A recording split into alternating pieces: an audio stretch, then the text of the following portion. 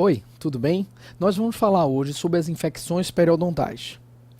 Bem, falaremos sobre a gengivite, a periodontite e o papel microbiano das bactérias na doença periodontal. As doenças periodontais são a gengivite e a periodontite. A gengivite como uma inflamação meramente gengival, caracterizada por uma instalação de um processo inflamatório na gengiva, onde a gengiva vai apresentar-se emaciada, vermelha.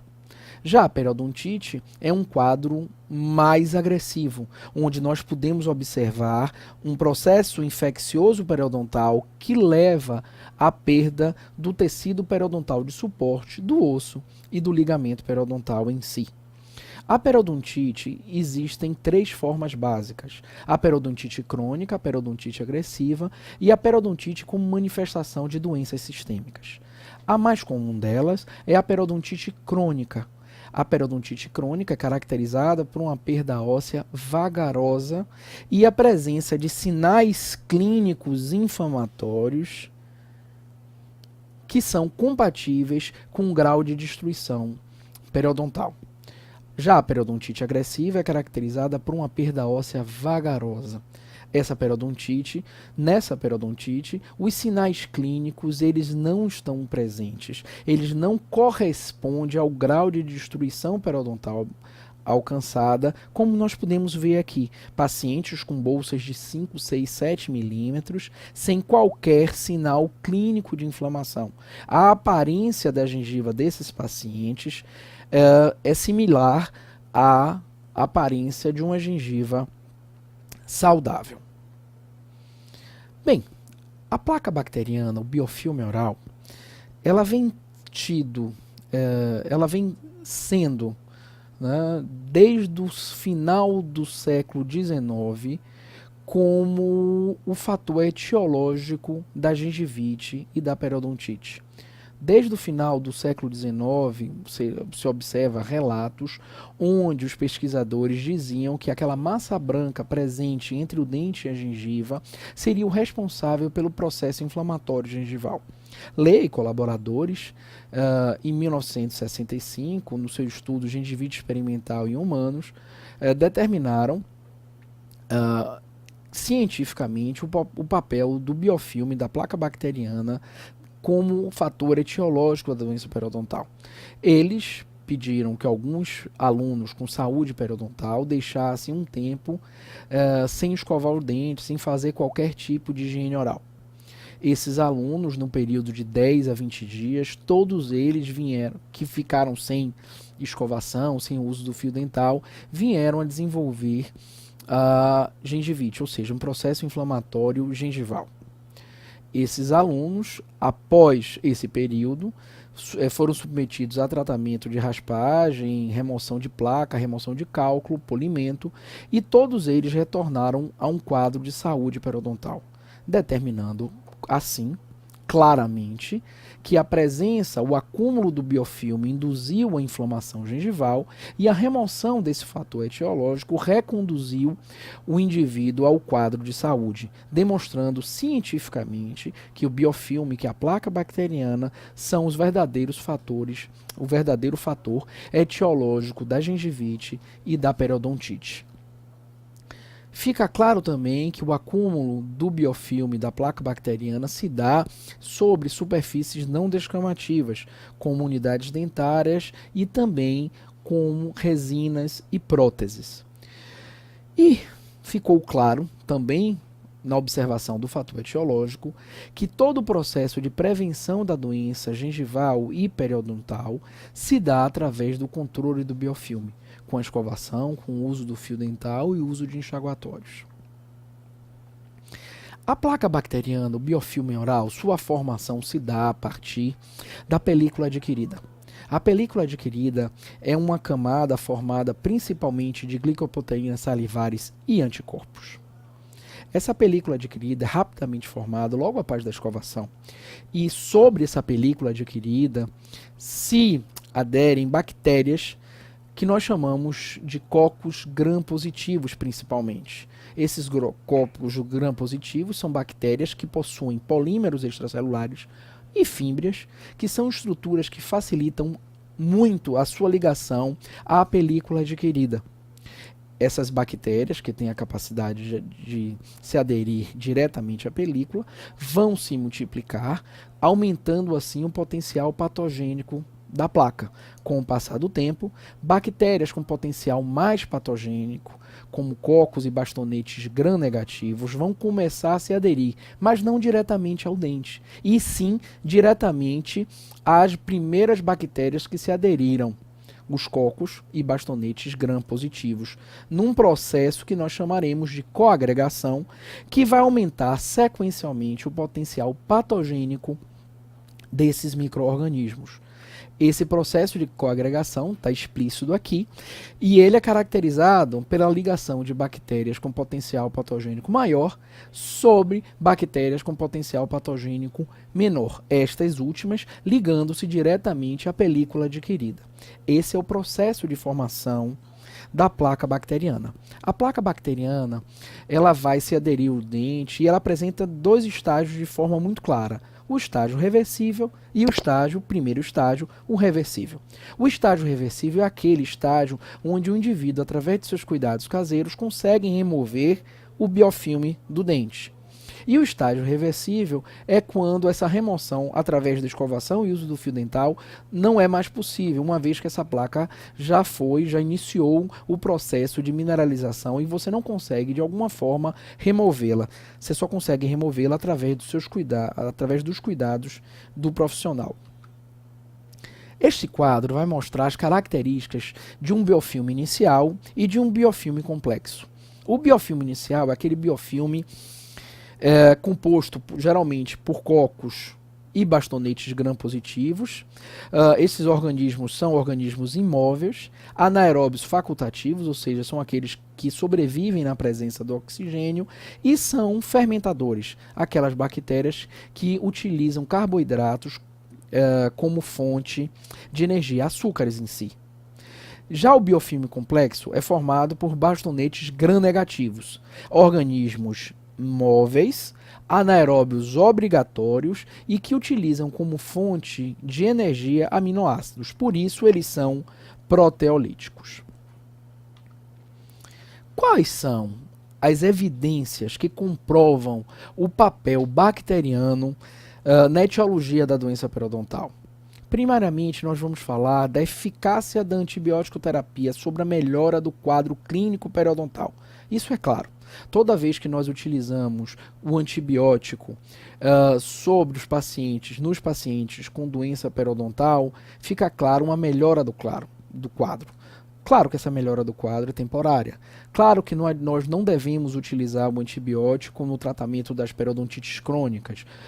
Atualmente, nós utilizamos exclusivamente os antibióticos no tratamento das doenças periodontais, no caso de periodontites agressivas, onde somente o tratamento de raspagem e alisamento radicular não for efetivo. Aí lançamos mão, sim, da associação do tratamento básico periodontal, da raspagem do alisamento radicular, associado ao antibiótico terapia. Então essa é a primeira evidência.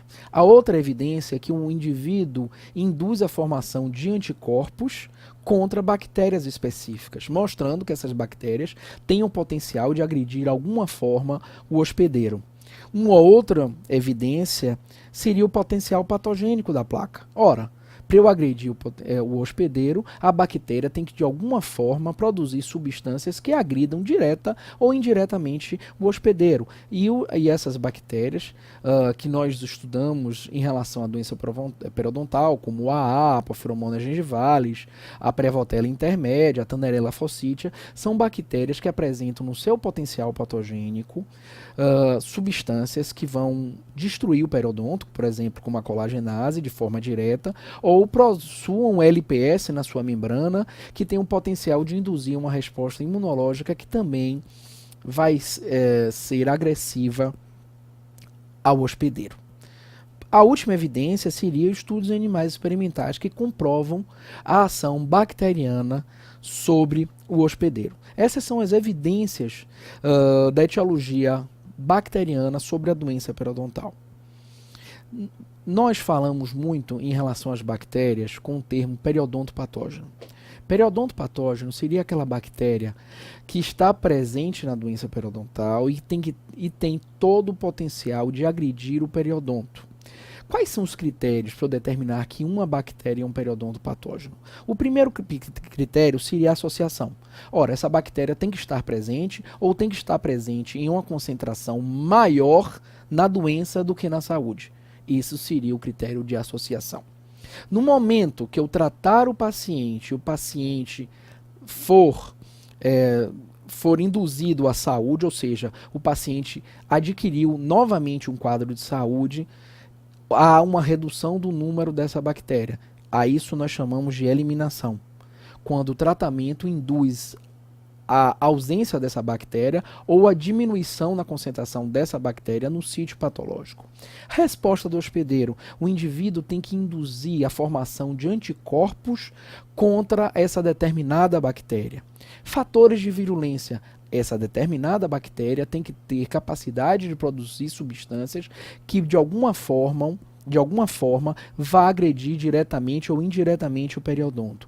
E por último, estudos animais têm que comprovar esse potencial patogênico. Se uma bactéria, portanto, estiver mais presente na doença do que na saúde, em concentração maior na doença do que na saúde, se essa bactéria for eliminada ou se diminuir sua concentração durante o tratamento e o paciente adquirir saúde novamente, se essa bactéria induzir a formação de anticorpos e a mesma apresentar capacidade de agredir o periodonto, e estudos em animais comprovarem isso, nós temos um verdadeiro periodonto patógeno. Um Consensus Report de 1996, ele determinou que o Agregatibacter actinomycetes incomitans, o Porphyromonas gingivalis e a Thunderella forsythia são verdadeiros periodontopatógenos. Essas bactérias são tidas, a partir desse consenso, como verdadeiros fatores de risco. A presença dessa bactéria faz com que o indivíduo tenha um risco aumentado em desenvolver a doença periodontal. Aqui algumas características desses três periodontopatógenos. O Agregatibacter actinomycetes incomitans, também conhecido como AA, é um bastonete gram-negativo imóvel, presente principalmente na periodontite agressiva localizada. Se observa nesses pacientes a presença de anticorpos séricos específicos contra essa bactéria.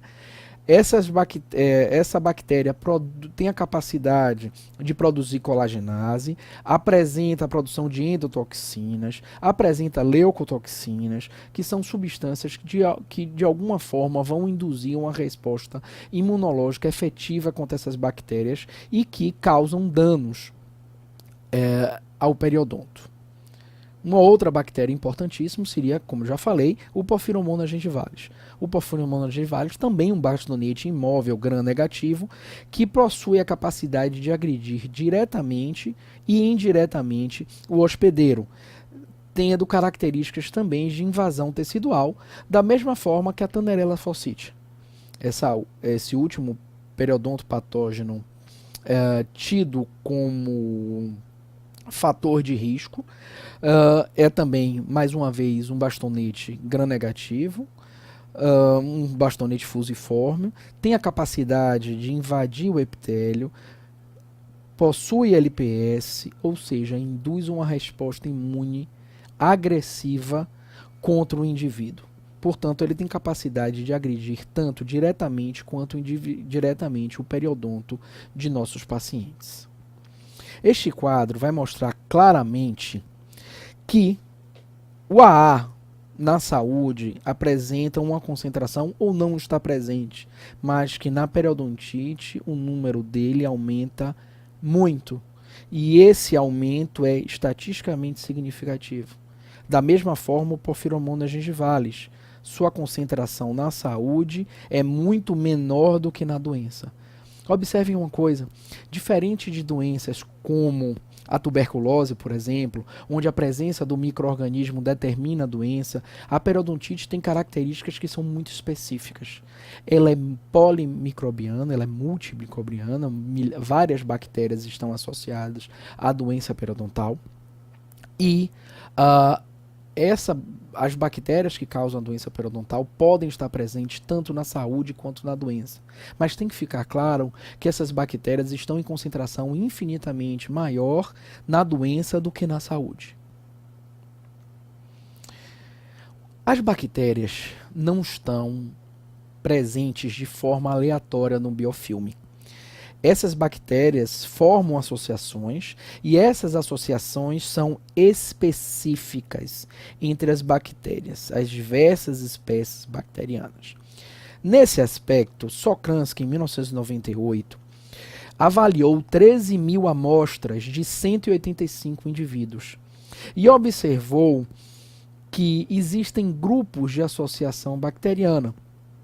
Esse grupo ele dividiu, na verdade, em 6 grupos. Um grupo formado principalmente por Actinomyces, um grupo formado por Streptococcus, um grupo principalmente formado por Capnocitofaga, um outro grupo formado por Actinomyces odontolíticos, um grupo formado por diversas bactérias. Claro que eu estou pegando alguns exemplos só, pela Prevotella intermédia e o Fusobacterium nucleatum, e um grupo formado pela Thananerella fossitia, o Porphyromonas gingivalis e o Treponema denticola. Vamos ver esse quadro descrito por Sokransky. Esse quadro ele chamou de complexos microbianos subgengivais. Nesses complexos microbianos subgengivais, algumas características têm que ser deixadas claras. Esses 4 subgrupos, eles ocupam primariamente o processo patológico. Esse grupo, o grupo azul, o roxo, o amarelo e o verde, eles se ligam primariamente ao dente. Com o passar do tempo, há um aumento da patogenicidade, a multiplicação bacteriana, aumentando a patogenicidade do biofilme. Sequencialmente, nós temos a multiplicação e o aparecimento do grupo laranja. E em quadros de uma periodontite mais avançada, nós temos a presença do complexo vermelho, que é caracterizado, que é formado por bactérias periodontopatogênicas com a capacidade de agredir diretamente o periodonto. Bem, era isso que nós tínhamos que falar na aula de hoje. Espero que vocês tenham gostado e nos veremos em próxima oportunidade. Obrigado.